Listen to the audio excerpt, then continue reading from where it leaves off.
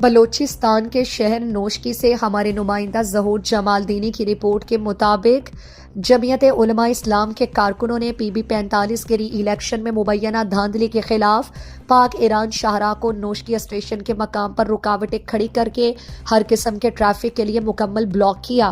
اس موقع پر گاڑیوں کی طویل قطاریں لگ گئیں، جبکہ قومی شاہراہ پر آمد و رفت معطل رہی، جبکہ مریضوں اور خواتین کو آمد و رفت میں کوئی رکاوٹ نہیں ڈالی گئی۔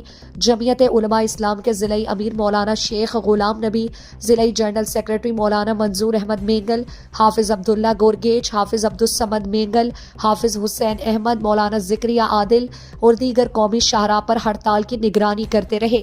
جمعیت علماء اسلام کے ضلعی امیر شیخ غلام نبی اور حاجی منظور احمد مینگل نے کامیاب ہڑتال پر عوام اور ٹرانسپورٹرز کا خصوصی شکریہ ادا کرتے ہوئے کہا کہ پی بی 45 میں حکومت اور حکومتی اداروں نے بندوق کے زور پر ہمارے مینڈیٹ پر ڈاکہ ڈال کر ہمارے امیدوار کو براہ راست دھاندلی اور ملی بھگت سے ناکام بنایا۔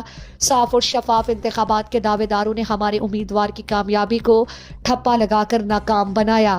جمعیت علماء اسلام کی احتجاج جاری رہے گی۔ صوبائی اور مرکزی قائدین کے ہر حکم پر احتجاج کے لیے تیار ہیں۔